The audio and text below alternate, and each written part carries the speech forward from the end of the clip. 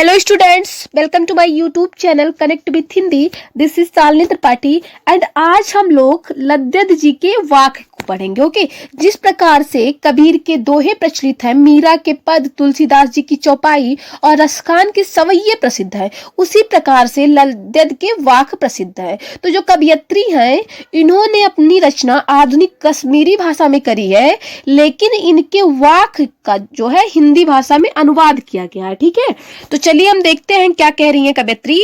कहती हैं कि रस्सी कच्चे धागे की खींच रही मैं नाव, जाने कब सुन मेरी पुकार, करे दो भवसागर पार। ओके, तो यहाँ जो है कवियत्री जी ने अपनी जिंदगी की तुलना नाव से करी है और कहती हैं कि वह अपने सांसों की कच्ची रस्सी की सहायता से अपने शरीर रूपी नाव को खींच रही हैं। वह इस इंतजार में है कि ईश्वर उनकी पुकार सुनकर उन्हें इस संसार रूपी सागर से पार कब करेंगे। ठीक है, तो ये बात समझ गए ना आप। और आगे कहती हैं कि पानी टपके कच्चे सकोरे, व्यर्थ प्रयास हो रहे मेरे, जी में उठती रह रहे हुक, घर जाने की चाह है। ठीक है, तो कवियत्री ने अपने शरीर की तुलना कच्ची मिट्टी से बने पात्र से करते हुए कहा है कि जिस तरह से इस कच्ची मिट्टी के पात्र से पानी टपकता रहता है, उसी तरह मेरी उम्र भी बीतती जा रही है और प्रभु जी से मिलने के लिए किए गए सारे प्रयास मेरे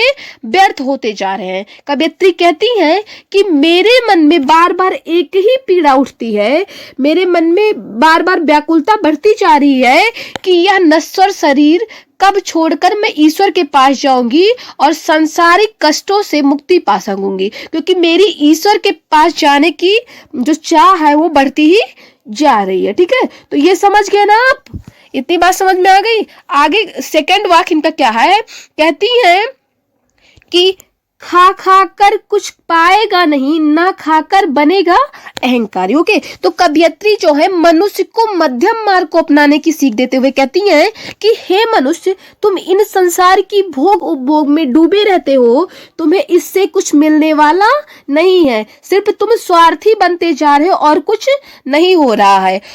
कवियत्री जी आगे कहती हैं कि समखा तभी होगा संभावी, खुलेगी साकल बंद द्वार की। ओके, वो कहती हैं कि तुम इस भोग के खिलाफ होकर यदि त्याग तपस्या का जीवन अपनाओगे तो मन में केवल अहंकार बढ़ेगा, जिस कारण तुम्हारा विनाश हो जाएगा। इसलिए ना तो तुम्हें ज्यादा भोग करना चाहिए, ना ही ज्यादा त्याग, तुम्हें तो दोनों को बराबर मात्रा में करना चाहिए, जिससे कि समानता की भावना उत्पन्न हो और प्रभु प्राप्ति का जो बंद द्वार है वो खुलेगा। और जब तुम मध्यम मार्ग में रहोगे तो प्रभु की इच्छा तुम्हारे मन में अपने आप जागृत हो जाएगी और तुम जाके प्रभु को पालोगे। ठीक है, तो ये बात समझ में आ गई ना आपको।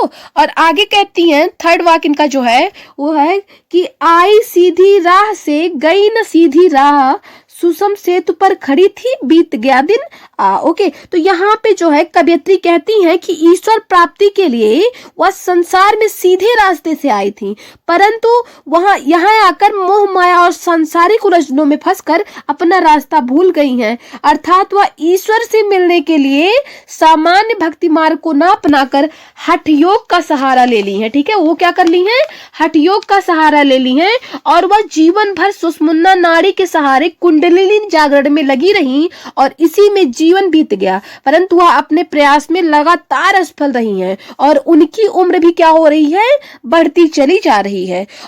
तो आगे जो है कवियत्री कहती हैं कि जेब टटोली कौड़ी न पाई, माझी को दूं क्या उतराई। ओके, तो वो कहती है कि जीवन के अंतिम दिनों में जब मैंने अपने जेब में खोजा तो मुझे कुछ भी हासिल नहीं हुआ, मुझे कोई भी सफलता नहीं मिली थी और मैंने कोई भी पुण्य का काम नहीं किया था और अब तो मेरे पास कोई समय भी नहीं बचा है। अब मुझे इस बात की चिंता सता रही है कि जब मैं भवसागर से पार उतरूंगी तो ईश्वर रूपी माझी को उतराई अर्थात किराए के रूप में क्या दूंगी और मैं ईश्वर के सामने अपना मुंह कैसे दिखा पाऊंगी, क्योंकि मैंने तो कुछ कमाया ही नहीं है। ठीक है, तो ये बात समझ में आ गई ना आपको। आगे देखते हैं क्या कहती हैं कि थल थल में बसता है सिवही, भेद न कर क्या हिंदू मुसलमान। ठीक है, वो आगे कहती हैं कि ईश्वर तो कण कण में व्याप्त है, ईश्वर तो हर हृदय में व्याप्त है। तो हे मनुष्य, तू धार्मिक आधार पर हिंदू मुस्लिम का भेदभाव छोड़कर तू उन्हें अपना ले, अर्थात तू लोगों में भेदभाव ना कर। और आगे कहती है कि ज्ञानी है तो स्वयं को जान, वही है साहिब से पहचान। ठीक है, कवयित्री जी कहती हैं कि अगर तू ज्ञानी है तो खुद को पहचान, अपने बारे में तू जान। अगर तू खुद के अंदर झांक कर देखेगा तो तुझे सब पता चल जाएगा, और यही ईश्वर से मिलने का एकमात्र साधन है, क्योंकि ईश्वर तो सबके हृदय में व्याप्त है। ओके, तो आई होप कि आपको ये समझ में आ गया होगा। तो आज का लेक्चर हम यहीं पे समाप्त करते हैं। Thank you.